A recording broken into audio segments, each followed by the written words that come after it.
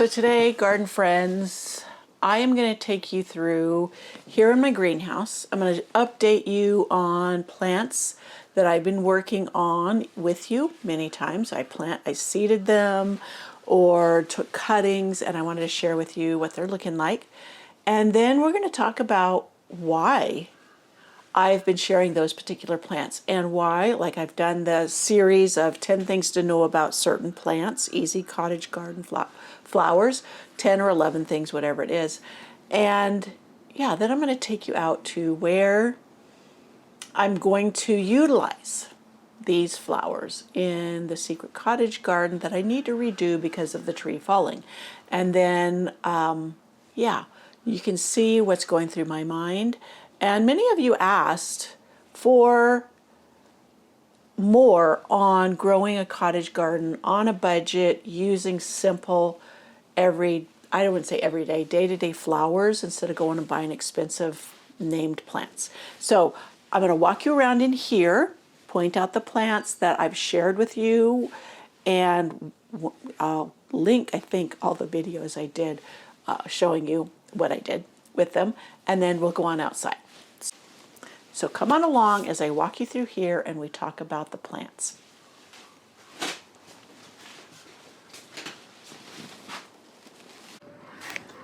So first of all, here is the cuttings of this Mystic Spire Salvia. Now this was a cutting from out in my garden that overwintered in here. Let me see if I can get that. And then I took cuttings from it. You can see right down here where I took a cutting, or right here, and see how it's growing out two more stems, but this is one of them I took. Here's another one. This one's looking a little frail. I think it got a little dried out, but this one's doing great. I don't know that it has, oh, yep, I can see roots in there. That's why I love these clear pots. I can see the roots.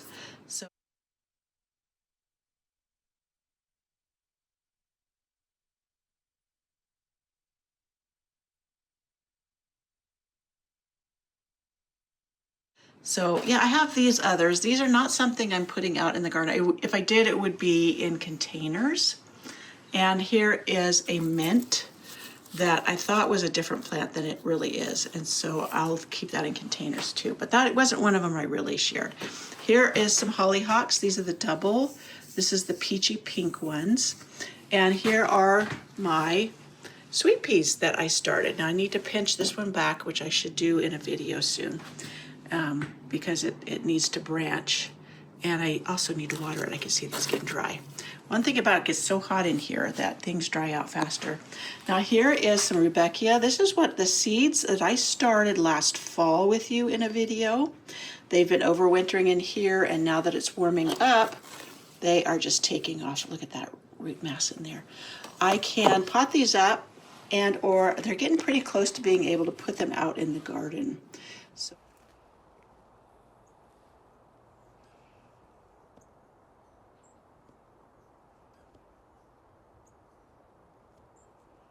So that's those Sahara mix, and then this one down here is Indian Summer.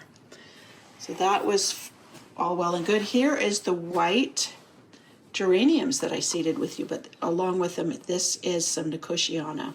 That Cranberry Isles, I think is the name. Now, those are going to go out in the secret cottage garden along with these. So this is some salvia I started from seed, and look how beautiful they're doing. I have a whole bunch of these. Let me see, I'll walk over or I'll point you up. And you see up there on the rack, that's all of them up there, and they're doing beautifully. So I started from seed. It was a botanical interest, I think, or Renee's Garden Seeds. I'll have to look up the package again. A Stella or something. So this is the container of the white geraniums and the Nicotiana. I need to finish getting these potted up. And here is my early girl tomatoes that I cut back to show you how to pinch them back. And here's some winter sowing jugs I did. This one's red gaillardia. They are getting ready, they need to be potted up. So I need to get to that. It seems like I have so much going on that I start to get behind. So here are some wave petunias. You know me and my wave petunias, love them.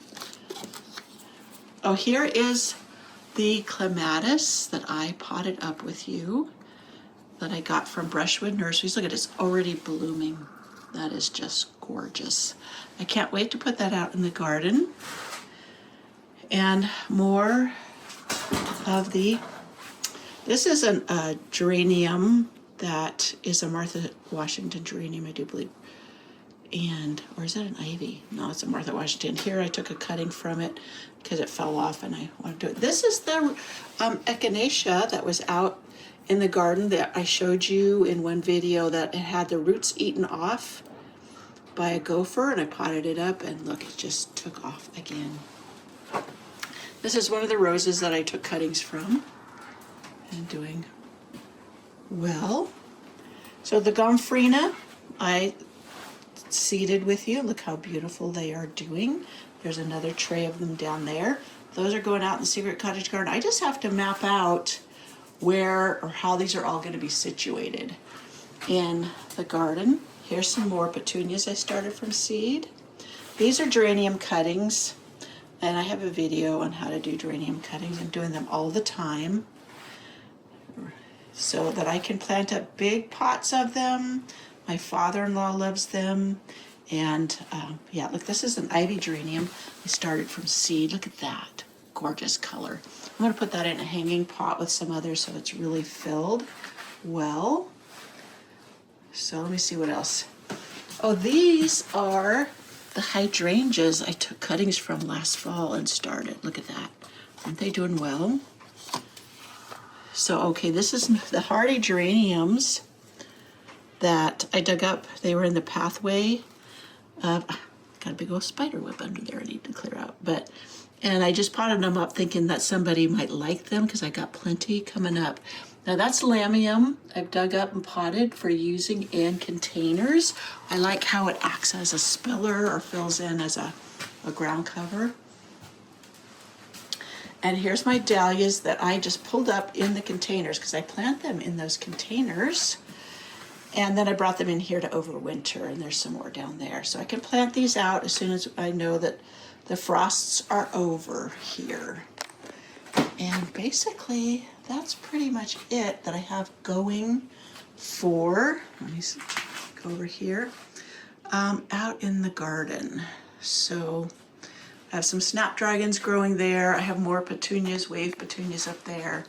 So then my honeysuckle, I don't even know where that's going to go yet, but I just had to have it. Now this is the other clematis that my sister picked up for me at Walmart. It was bare root and I planted it up with you. So I need to get it, another trellis for it, and figure out where I'm going to put it. So yeah, these are all doing great. Here's a tomato that I took cutting from, you see right there. Pinched it back and it's not looking that great, but it's still alive. So it's all good. I think this is one of those pineapple sages, I think. I can't remember. Yeah, it looks like it is. One of these up here. See, these were all cuttings from the ones in my containers. I've used it as edging out in the secret cottage garden, and I'll take you out there right now to show you what that looks like. Look at this rose. I dug up my Tess d'Iberville roses. They're a David Austin rose. This part fell off and it had a little bit of a root on it. And then I potted it up. And I was so thankful I did because I lost one of them to crown gall. And now I have a second one after all. I'll show you the arbor. I want to plant this up. So here we are pulling out the damaged metal raised bed. The tree fell here, or a good portion of it, and just completely obliterated this metal raised bed. I had my husband help me because I couldn't pull it out myself. And here he is chuckling at me since it was a no-brainer for him and I couldn't even do it. But I tell him that's what I have him for. So over here is the second one we need to pull out. The front doesn't look bad, but the tree fell across the back side of this one.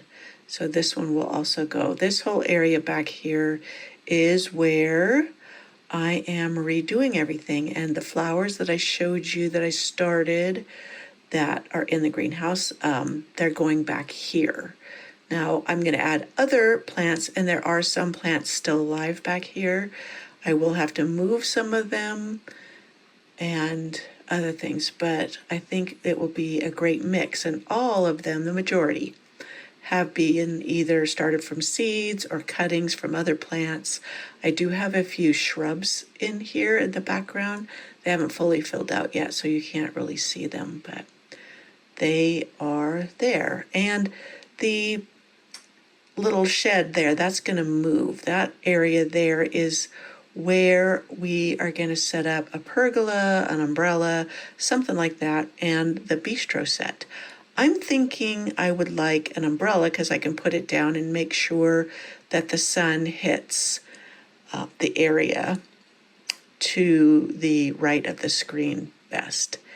And the umbrella won't block it when I'm not needing the shade to sit at the pergola. I mean, not at the pergola, but I mean at the bistro set. So yeah, now you can see the other side pretty much where it got smashed as well.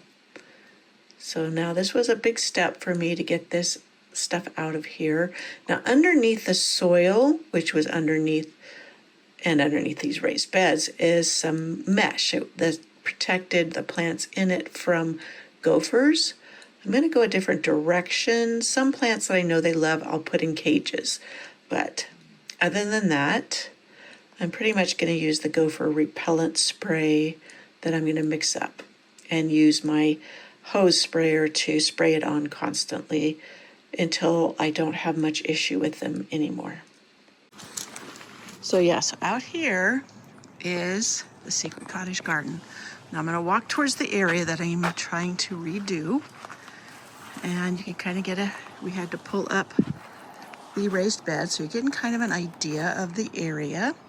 This is red campion, and it's starting to bloom. It always blooms early spring. Down there, the last time I shared a video out here, there was a big, right here, big oriental poppy, and it's been eaten by gophers. You can see they've left the two little ones, and so I need to get out here with my castor oil spray and start spraying.